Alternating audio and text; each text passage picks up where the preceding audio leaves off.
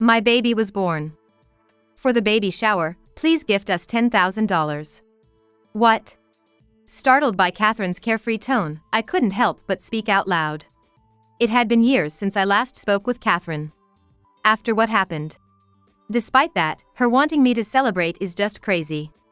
When I shared this with my husband, Nigel, he surprisingly suggested, let's both go and give the baby shower gift. This was absurd. But Nigel seemed to have a plan.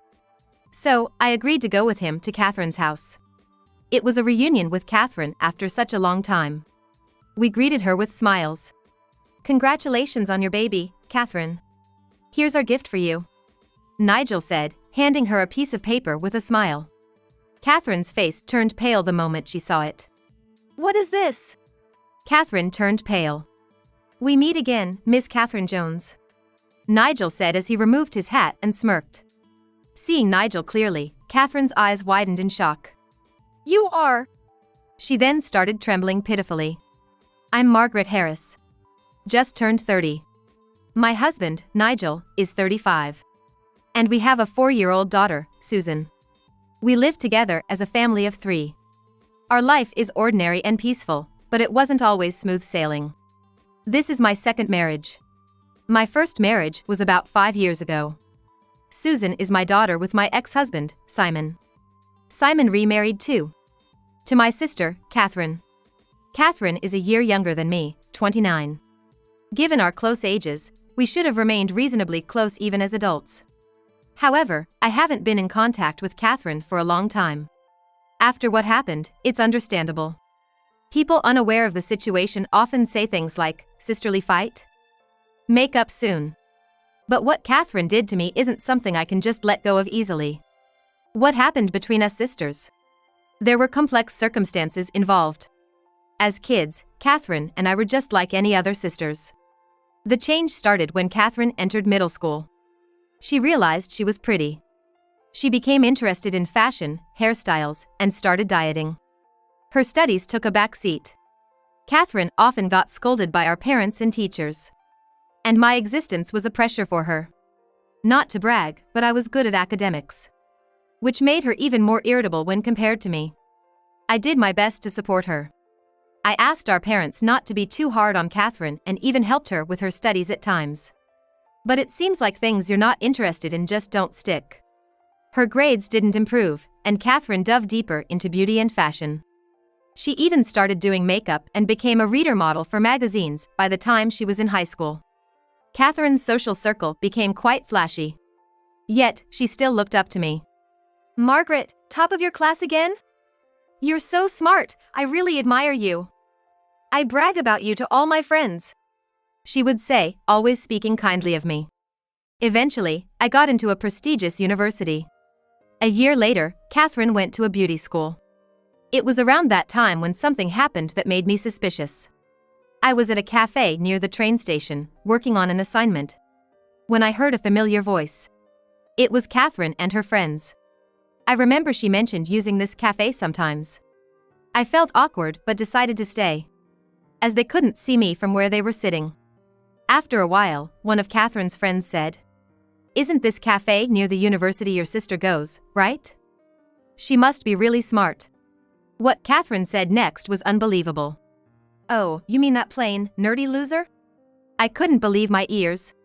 But it was undoubtedly Catherine's voice. Wow, Catherine, that's harsh. Are you guys not close? Not really. We just get along on the surface. She doesn't care about fashion, just buries herself in books all day. She looks so dorky.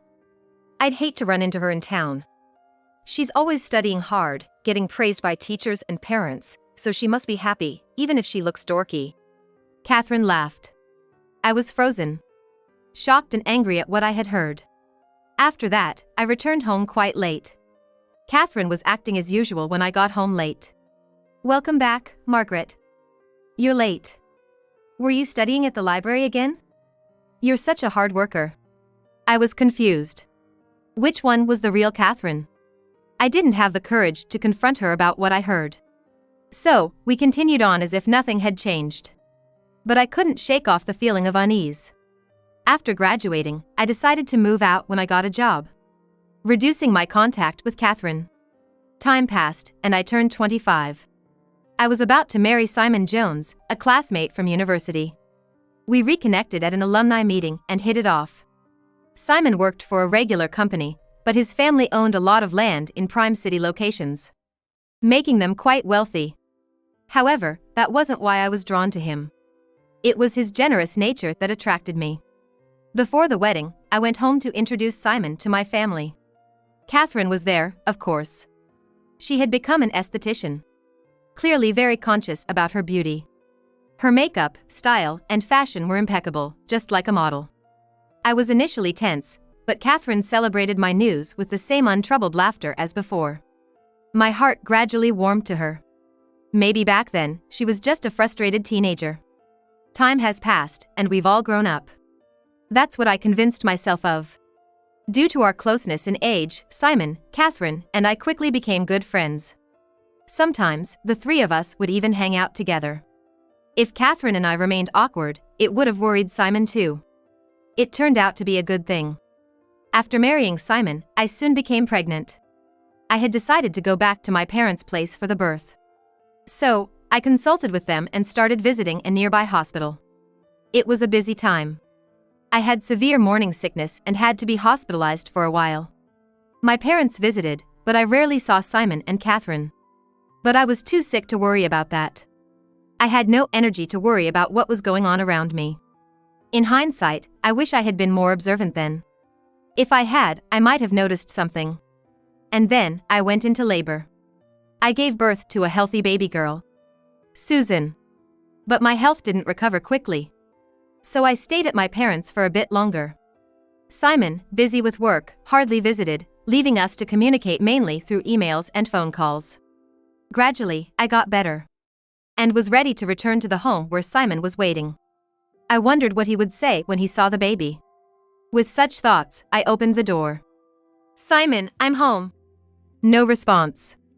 I opened the living room door, and to my shock, there was Simon and Catherine, in a compromising situation. "What?" I was speechless. Simon hurriedly dressed, but Catherine seemed oddly calm. "What's going on? Margaret! This is a misunderstanding." "Welcome back, Margaret," Catherine said with a sly smile. "What do you mean, welcome back? Explain this." "What's there to explain? You see what's going on. We're in a relationship," Catherine said nonchalantly, wrapping her arm around Simon. My head was spinning. What was Catherine talking about? Simon seemed resigned and apologized. "Sorry.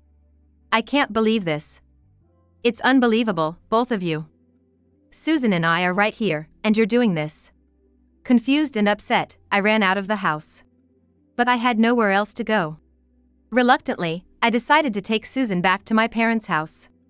While I was explaining the situation to them, my phone rang. It was Simon. "Sorry for startling you earlier, Margaret.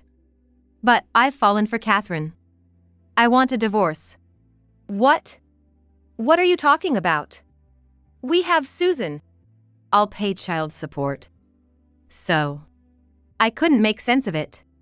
I listened to Simon in confusion. Why did he get involved with Catherine? He said he thought Catherine was cute when he first saw her. But she's my sister, his sister-in-law. We became close as a family. Then, I was hospitalized for morning sickness. That's when they grew closer. Catherine had tearfully confessed to Simon that I had always been mean to her, calling her stupid. I had never said such awful things. Clearly, Catherine was lying. But Simon believed her. He had his own insecurities too. He had gotten into university through a large donation from his wealthy family. Essentially a backdoor admission. He hadn't gotten into the prestigious university on his own merit. He felt complex about this, especially compared to me, who got in through regular admission. With this background, Simon empathized with Catherine, believing her story and becoming disappointed in me. "You're smart and reliable, sure. But that's no reason to look down on Catherine. I'm disappointed in you. Marrying such a mean and nasty woman was a mistake." "What are you saying?" "That's a lie by Catherine. Don't believe it." "No, I won't be fooled. I'll sign the divorce papers and mail them to you. Wait, listen to me. My pleas were in vain. He hung up. I couldn't believe he'd fall for such a lie. I was stunned. A few days later, overwhelmed by everything, I came down with a fever. My parents, who knew everything, comforted me and took care of Susan. It was humiliating.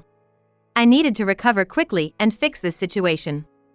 As I was thinking this, the front door opened.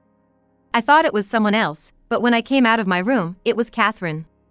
"Oh, Margaret, you're here?" Catherine spoke nonchalantly as soon as she returned.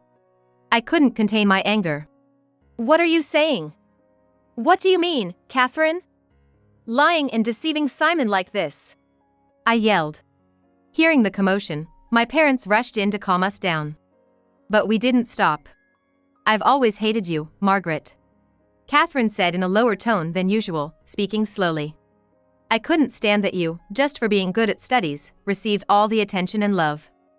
That's why I wanted to take away something important from you." The house fell silent upon Catherine's confession. I couldn't believe she had such thoughts. Anyway, I'm glad I focused on beauty. Simon's just a regular guy, fell for me easily. Catherine spoke with a smile. I was speechless. So, the Catherine I saw in that cafe was her true self. What had I been seeing all this time? The real Catherine hated me so much, yet all I saw was the convenient illusion of a sister who admired me. As I stood there dazed, Catherine grabbed her things to leave. "Simon's house, with your plain and nerdy interior, isn't to my taste. I'm going to change it." Apparently, she planned to stay at Simon's house. My parents tried to stop her, but Catherine left swiftly. I felt dizzy and had to sit down in the hallway. Then I heard my daughter, Susan, crying in the back room. I knew I had to comfort her, but I couldn't move. My parents helped me stand up. I don't remember much after that. I just didn't want to see Catherine and Simon's faces. After talking with my parents, we concluded that divorce was the only way forward. I cried. Not for myself, but for Susan. Simon didn't care about her at all. What a terrible father. But maybe it's better not to have such a father. That thought was one of the reasons I decided on the divorce. I quickly signed the divorce papers that were mailed to me and took them to the office. Thus, my first marriage ended unceremoniously. Fortunately, my parents were on my side. They harshly told Catherine not to come back home. Thankfully, I never had to see Catherine again. Slowly, I regained my composure. Catherine and Simon apparently got married, but I didn't care anymore. My focus was on Susan and our life. Time passed. Luckily, my job was within commuting distance from my parents' house, so I didn't have to change jobs. I threw myself into my work. The alimony was paid regularly, but as a single mother, I needed to save as much as I could. I was a bit anxious. Maybe that's why people around me were worried. One day, a friend said she wanted to introduce me to a man she knew. I hesitated at first, but she said he was a sincere person, so I agreed to meet him. His name was Nigel Harris. He was 5 years older than me, tall and well-built. Contrary to his intimidating appearance, he was surprisingly serious and kind. He had been so focused on his work that he hadn't had much experience with women. We were naturally drawn to each other. Susan warmed up to him when the three of us went out together.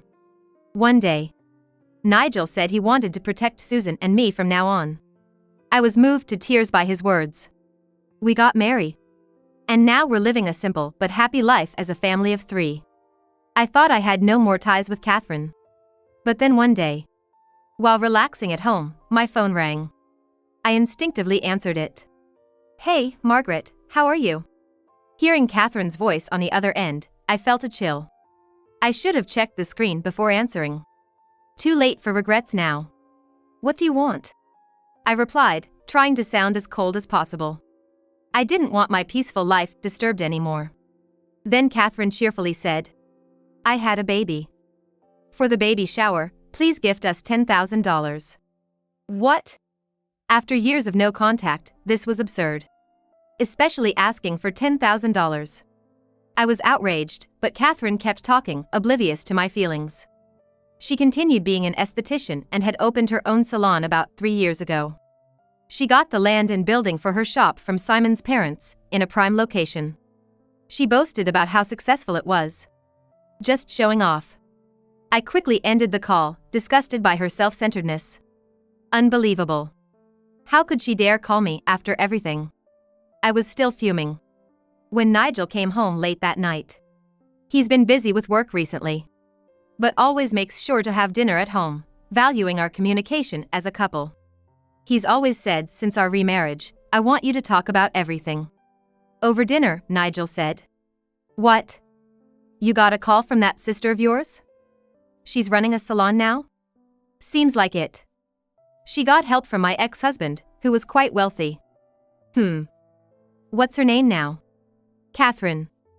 Catherine Jones. After I answered, Nigel paused for a moment, then said, "I see, that explains it." "What? What's up?" "Well, how about we both go and give a baby shower gift to Catherine's place?" Nigel suggested with a mischievous smile. "What? Why?" "I don't want to do that. Just trust me, I have a plan." Later, Nigel shared a fact and a proposal with me. I was shocked by what I heard. When the weekend came, after leaving Susan with my parents, Nigel and I arrived at Catherine's house. It was a large, impressive house. "Welcome." Catherine greeted us at the door, looking perfect despite having recently given birth. "It's been a while." "You haven't changed, Catherine," I said, forcing a smile. Then, Catherine said with a smirk, "Of course. I never neglect my beauty routines, unlike someone else who got cheated on." Catherine was just being Catherine. I was irritated but kept my composure for now. She led us to her spacious living room. A baby was sleeping in a crib. "Look, this is my daughter, Maria. Cute, isn't she?" Maria indeed looked just like Catherine, though her features seemed a bit sharp. Maybe it was just my imagination. "So, about that thing?" Catherine gestured for money with her hand. How brazen can she get? Just as I was about to retort, Nigel put his hand on my shoulder. "Nice to meet you. I'm Margaret's husband, Nigel," he said, with his hat pulled down over his eyes. "Oh, hello," Catherine muttered, uninterested. Nigel then swiftly pulled out a piece of paper. "This is our gift for the baby shower." "Congratulations, Catherine." Catherine's face turned pale the moment she saw the paper. "What is this?" she exclaimed, going white. Nigel then promptly took off his hat. "Nice to meet you again, Miss Catherine Jones. I'm Nigel Harris from the Metropolitan Police Department." Recognizing Nigel, Catherine's eyes widened in shock. "You, the detective who visited my salon?" She started trembling. The baby shower gift Nigel had given was actually a search warrant. It was permission from the court to search and seize property at her home. Catherine was visibly shaken. It turned out she had been committing fraud at her aesthetic salon, tricking customers into buying dubious products with false promises of guaranteed weight loss, and signing them up for expensive and ineffective treatment plans without proper explanation. She kept repeating such actions. Despite initial warnings from consumer protection agencies, Catherine didn't listen. And the situation worsened, with more victims. And even more aggressive tactics like forcing contracts and filling out application forms without consent. Multiple complaints were filed, prompting the police to raid her salon. Nigel was the officer in charge. Nigel's profession is a police officer. However, Catherine had cleverly hidden evidence at her salon, making it difficult for the police to catch her. This was why Nigel had been coming home late lately. Coincidentally, the investigation target turned out to be my sister. Catherine's call about the baby shower gave Nigel a reason to visit her home. Fearing that going as a police officer might raise her guard, he decided to use the baby shower visit to his advantage. Thus, Nigel kept his identity hidden until the last moment, successfully entering Catherine's house. As soon as Nigel signaled over the radio, other officers who were waiting outside entered the house. "Sorry, but we wouldn't have been let in otherwise." Then, Simon arrived. "What's all this commotion? What's going on, Catherine?" Catherine could only groan in response, unable to answer Simon's pressing questions. The police officers entered various parts of the house, seizing all sorts of items in cardboard boxes. As Simon gradually understood the situation, he questioned Catherine more intensely. seemingly oblivious to my presence. In a panic, Catherine suddenly lunged at one of the officers who had entered the house. "Stop it! Don't mess up our house without permission!" she yelled. Nigel raised his voice. "Don't interfere! I'll arrest you for obstructing public duty." Hearing the word arrest, Catherine let go, a look of frustration on her face. But she wasn't one to give up easily, and glared sharply at Nigel. "I'll tell Simon's father, Daniel. He knows plenty of police officials. He can cover up anything like this." Catherine mentioned the name of Simon's wealthy father, Daniel Jones, who indeed had a wide network and many acquaintances among powerful figures. It made sense that Catherine was counting on him. Catherine turned to Simon and shouted, "You can do it, right? Your father can. He's always been donating money to various places to get favors done." "Hey! What are you saying in front of the police?" Simon was flustered. Catherine, too agitated to think clearly about her words, blurted out everything. Nigel spoke calmly. "The Jones family. The long-standing landlords. Daniel Jones, Simon's father, and a former city council member, quite a wealthy man. So what? What about it?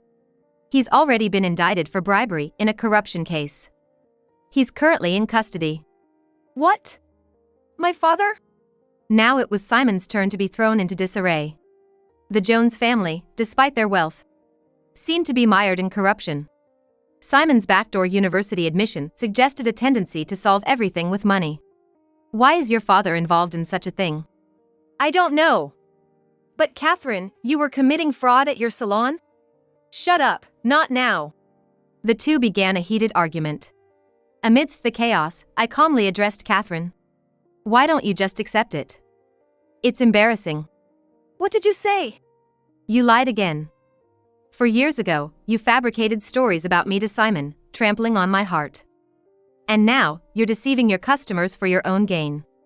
No matter how beautiful you are, your heart is ugly, the lowest of the low." "You!" As Catherine opened her mouth to retort, a police officer's voice came from the back room. "We found the business computer." "Damn. Likely, that computer contained the evidence." Catherine bit her lip in frustration. "Catherine Jones, let's continue this discussion at the police station. Please come with us." Catherine's face fell in despair, seemingly out of energy to resist. When brought to the station, Catherine initially denied the fraud charges.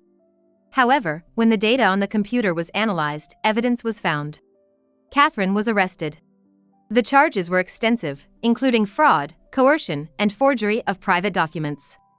Catherine's salon, opened about 3 years ago, had apparently been in the red from the start. She had aggressively promoted products to secure even a little revenue. But she didn't want anyone to know about her dire financial situation. Having boasted about opening the salon, she felt compelled to claim it was thriving. Her sudden demand for $10,000 from me was likely just a desperate attempt to cover the salon's deficits under the guise of a baby shower gift. The number of victims who filed complaints against Catherine was in the dozens. Her salon sank further into debt due to liability for damages and eventually closed, leading to bankruptcy. Simon and his family, who had invested capital, were furious. And Simon naturally divorced Catherine. But Simon's household was no longer secure either. Simon's father, Daniel Jones, had also been arrested for bribery. Simon's family was scrambling for money and had to let go of all the land they owned.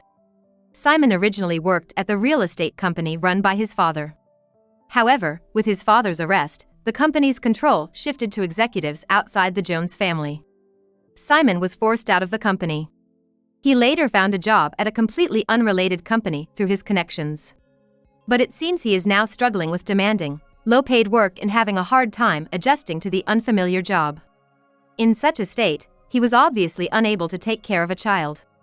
Maria, the daughter of Catherine and Simon, was temporarily placed in a child welfare facility. It was unfortunate that Maria was born into such a family. As I reflected on the tumultuous days, I realized something. Months later, I attended Catherine's trial to see if she had shown any remorse. It felt like my final duty as her sister. But reality was not so kind. In court, Catherine kept repeating, "I'm not wrong. denying all the evidence of fraud. I only helped the customers who wanted to lose weight and be beautiful, she argued. Her face was marked with dark circles. And her hair was unkempt, the once meticulously maintained beauty was nowhere to be seen. It seemed her lifestyle had finally taken its toll on her appearance. Catherine looked truly pitiful. I watched Catherine and thought back on everything that had happened. It all started with her jealousy of me. But I had never said anything mean to her. Our parents, initially upset with Catherine's lack of interest in studies, eventually stopped scolding her. Catherine had let her own complex feelings distort her perspective. Over time, she began lying casually. These lies continued, eventually becoming her own truth over the real facts. Now, Catherine is just continually looking away from reality. She's fabricating twisted facts, not thinking for a second that she's in the wrong. And this is the result. Poor Catherine. Eventually, the verdict was given. Due to the severity of her actions, she received a 3-year prison sentence without probation. It was only to be expected. Yet, I can't help but hope she will come to her senses. I wish she would consider, even a little, the pain of those who suffered because of her lies. I hope she can take a good, hard look at herself while in prison. Months later, on a certain holiday, Susan, Nigel, and I were at the park. We spread out a picnic on the grass, enjoying a light picnic atmosphere. "Let's eat sandwiches quickly. I want the tuna one." "Hey, Susan, leave some for your dad," Nigel said, and Susan laughed happily. We were back to our happy, normal life. Thinking back, the family I grew up in was also a peaceful one like this at first. If there's one thing I've learned from all this, it's that I'm not perfect either. I have moments of envy too. But rather than hurting someone with petty jealousy, I want to cherish feelings of compassion for others. And focus on the small joys of everyday life. That way, I won't be consumed by negative emotions. Watching Susan and Nigel happily eating their sandwiches, I silently wished for these peaceful days to last forever.